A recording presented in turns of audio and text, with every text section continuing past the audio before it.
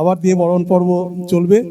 এই বরণ পর্বর মধ্যে দিয়ে আমাদের দু চারটে গান এবং বরণ পর্ব দিয়েই তারপর আমাদের সংক্ষিপ্ত সব ভাষণ আছে আজকের দিনের, অনেক স্মৃতিকথা চলতে থাকবে। রথীনবাবু, আপনিও মঞ্চে আসুন।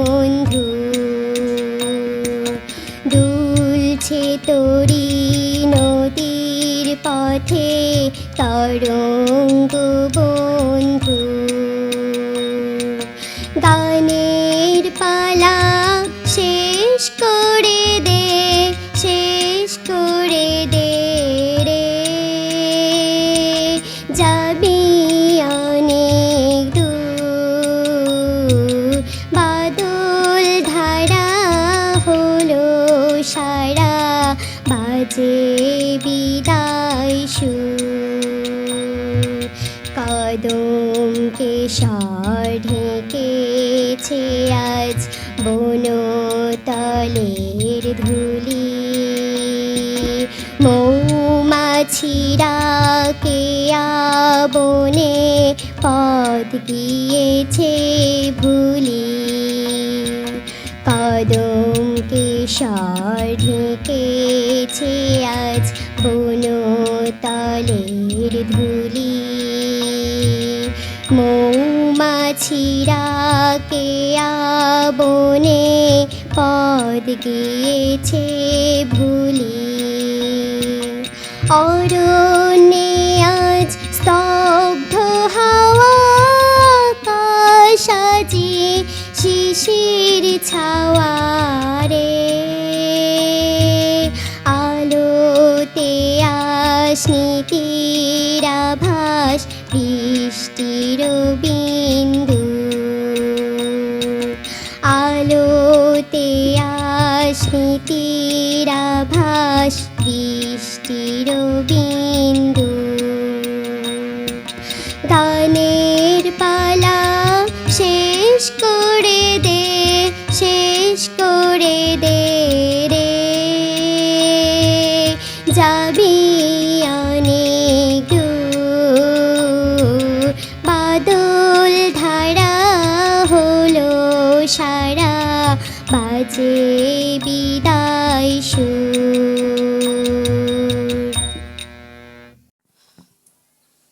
মঞ্চে উপস্থিত আমার শ্রদ্ধেয় ব্যক্তিবর্গ, আমার সকল সহকর্মীবৃন্দ এবং আমার স্নেহের ছাত্রছাত্রীবৃন্দ, আজকের দিনটা আমার কাছে মনে হয় আমাদের সবার কাছেই একটা মন খারাপের দিন।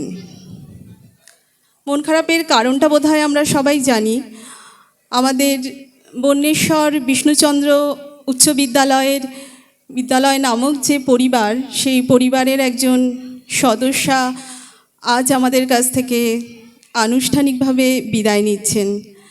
তার কর্মজীবনের সমাপ্তি ঘটেছে গত 30শে সেপ্টেম্বর 2025। এই বিদ্যালয়ের ক্লার্ক পদে নিয়োজিত ছিলেন শ্রীমতী শুক্তারা কর মহাশয়া, যাকে ব্যক্তিগতভাবে আমি তারাদি বলেই ডেকে এসেছি। আজকে সেই দিদির বিদায় সম্বর্ধনার অনুষ্ঠান। ওনার সাথে আমার কর্মজীবনের সম্পর্ক দীর্ঘ 18 বছর 6 দিন। আমি এবং আবু হাসান স্যার আমরা একসাথেই জয়েন করেছিলাম এবং তখন থেকেই দীর্ঘ 18 বছরের পথ চলা দিদির সাথে একসাথে। এই দীর্ঘ সময়ের সম্পর্কের মধ্যে কত যে স্মৃতি জড়িয়ে আছে, যেটা সত্যি এই মুহূর্তে সবটা প্রকাশ করা একেবারেই অসম্ভব ব্যাপার। তবু কিছু কথা মনে পড়ছে। বিদ্যালয়ের অনুষ্ঠানের দিনগুলোতে আমরা সবাই মিলে ভীষণ মজা করতাম দিদিকে নিয়ে। এখানে মালবিকা দি, নাজমুন দি আছে, আমার আরও ম্যাডামরা আছেন। সবাই মিলে আমরা এত হইচই আনন্দের মধ্যে দিয়ে কাটাতাম যে সত্যি ওই মুহূর্তগুলোতে ভীষণ মিস করব দিদিকে। এছাড়াও দীর্ঘদিন ধরে আমরা একসাথে শেখদিঘি থেকে যাতায়াত করেছি। যখনই মনে পড়ছে যে তারাদি আর আমাদের সাথে একসাথে টোটোতে করে শেখদিঘিতে আসবে না স্কুলে, ছুটির শেষে আর তারাদি কোনোদিন স্টাফ রুমের দরজার পাশে গিয়ে দাঁড়িয়ে বলবে না, রাখি চলো, মালবিকা ছুটি হয়েছে, বাড়ি যাবে না? মনটা খারাপ করছে, সত্যি চোখের জলকে পারছি না আটকাতে। কিন্তু সরকারি কিছু বিধিনিষেধ থাকে, আমরা কখনোই সেই নিয়মকে উপেক্ষা করতে পারি না। আমাদের মন না চাইলেও, আমাদের হৃদয় সাড়া না দিলেও আমাদেরকে মেনে নিতে হয়, আমরা মেনে নিতে বাধ্য। আর সেই সরকারি নিয়ম মেনেই আমাদের তারাদিকে বিদায় জানাতে হচ্ছে।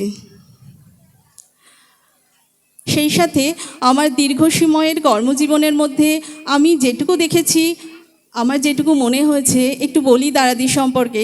তারাদি যে কোনো কাজকে ভীষণ হাসি মুখে দায়িত্ব নিয়ে করতেন, কখনো বিরক্ত হতে দেখিনি ওনাকে। এবং কাজের প্রতি ওনার খুব ভালোবাসা ছিল, মনোযোগ ছিল। একটু আগেই হাদি কাকু বললেন কথাগুলো। আমার ভালো লাগতো। আমি শিখেছি দিদির কাছ থেকে কিভাবে দায়িত্ব নিয়ে কাজ করতে হয়, কিভাবে মনোযোগের সঙ্গে কাজ করতে হয় ছাত্রছাত্রীর স্বার্থে। সবশেষে ওনার দীর্ঘায়ু এবং সুস্থতা কামনা করব, ঈশ্বরের কাছে প্রার্থনা করব ওনার আত্মীয় স্বজন, পরিবার পরিজন সকলকে নিয়ে ওনার অবসর জীবন যেন খুব ভালো কাটে। তার সাথে আজকে বিদায় বেলায় দিদির জন্য একটা গানের কয়েকটা লাইন ভীষণ মনে পড়ছে। আমাকে যদি সময় দেওয়া হয়, আমার টিআইসি স্যার দাঁড়িয়ে আছেন এখানে, সঞ্চালক স্যার আছেন, যদি আমাকে 3-4 মিনিট সময় দেওয়া হয় তাহলে আমি একটু গাইবো গানটা। আমি দিদির পাশে দাঁড়িয়েই গাইছি। না, বসবো না, ঠিক আছে।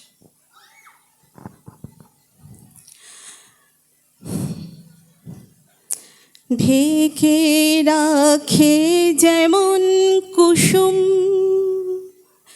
পাপড়ির আবডালে ফসলের ঘুম, ঢেকে রাখে যেমন কুসুম পাপড়ির আবডালে ফসলের ঘুম, তেমনি তোমার নিবিড় চলা, তেমনি তোমার নিবিড় চলা, মরমের মন পথ ধরে আমার ভিতর বাহিরে, অন্তরে অন্তরে আছো তুমি, হৃদয় জুড়ে আমার ভিতর বাহিরে, অন্তরে অন্তরে আছো তুমি, হৃদয় জুড়ে। পুষে রাখে যেমন ঝিনুক খোলসের আবরণে মুক্তার সুখ, পুষে রাখে যেমন ঝিনুক খোলসের আবরণে মুক্তার সুখ, তেমনি তোমার গভীর ছোঁয়া, ও তেমনি তোমার গভীর ছোঁয়া, হৃদয়ের নীল অন্তরে আমার ভিতর বাহিরে, অন্তরে অন্তরে আছো তুমি, হৃদয় জুড়ে আমার ভিতর বাহিরে, অন্তরে অন্তরে আছো তুমি, হৃদয় জুড়ে। ভালো আছি, ভালো থেকো।